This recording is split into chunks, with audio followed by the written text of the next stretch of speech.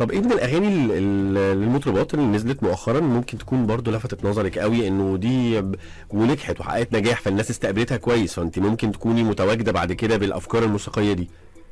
والله في كتير، في مدام انغام وفي شيرين، يعني منزلين حاجات بصراحه حلوه قوي قوي. الالبوم الاخير لانغام كمان. منزله افكار حلوه وميوزك مختلفه يعني لا حاساها، وكلام كمان حلو قوي جديد.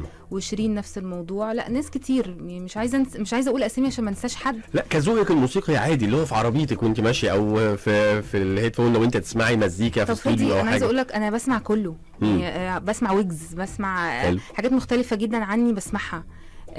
يعني بسمع بجد كله، بحب جدا. مؤخرا كان في مقارنات ليها علاقه بالنوع المزيكا اللي بتتقدم من الراب او المزيكا اللي بقت خلاص هو ده الذوق المتواجد بشكل كبير الفتره اللي فاتت مع المزيكا اللي احنا متعودين عليها. يعني مقارنه ما بين مش بقى جيلين لكن ذوقين موسيقيين.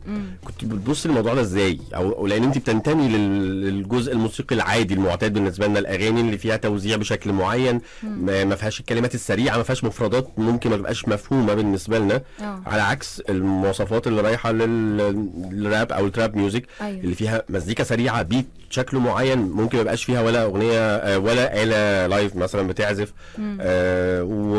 ومفردات مختلفه تماما. المقارنه دي كانت شايفاها في صالح مين؟ لا انا في الاول اتخضيت جدا منها، لان طبعا زي ما انت بتقول انا مش متعوده عليها خالص. بس انا حاسه ان الحاجات دي كلها لازم تبقى موجوده، ما هي الموسيقى فيها كل حاجه. صح، بنسمع ده وبنسمع ده يعني فيها كل حاجه. ليه ما يكونش فيه حاجات كتير وانواع كتير والناس تختار هي بتحب ايه وتسمع ايه؟ بس برضو مع الاحتفاظ جدا، انا يعني هفضل دايما مع الاحتفاظ بالكلام اللي يقدر كل بيت يعني يدخله. مالكيش دعوه انت بفكره مفرد يبقى جريء شويه.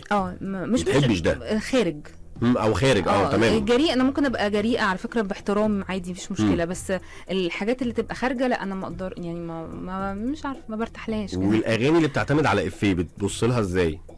ممكن يبقى حلو على حسب برضو، على حسب بقى الكوكتيل نفسه، كلامه ايه، لحنه ايه، مين بيغنيه، مصوره ازاي، او حتى من غير تصوير قايله الاداء عامل ازاي.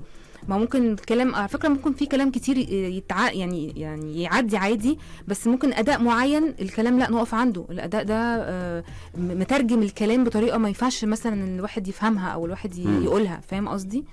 تعدي الحدود شويه او تبقاش مناسبه لينا. بالظبط. ففي حتت كده معينه لا ما بحبهاش وما بحبش اقرب منها، ولا عمري ان شاء الله هقرب منها خالص. بصيتي ازاي مثلا التجربه زي تو ليت انه شخص مش باين شكله فمدي فرصه ان الناس تبقى تعيش في الغموض. جميله وهو بيجمع ما بين الاثنين، ما بين شويه يعني شكل المزيكا الثمانيناتي التسعيناتي مع شكل المزيكا الجديد شويه بالستايل اللبس كل حاجه. انا مع زي كنت بقول لك في اول الحلقه خالص الكرياتيفيتي لما كنا بنتكلم على ساندي وافكارها الكرياتيف. انا بحب الكرياتيفيتي اللي ممكن انا اللي بحبها، اللي تليق عليا، اللذيذه الحلوه. فانا حاسه ان لا تو ليت عامل هيز كرياتيف، عمل فكره لذيذه وعمل اغاني لطيفه حلوه تقريبا كل الاجيال بتسمعها.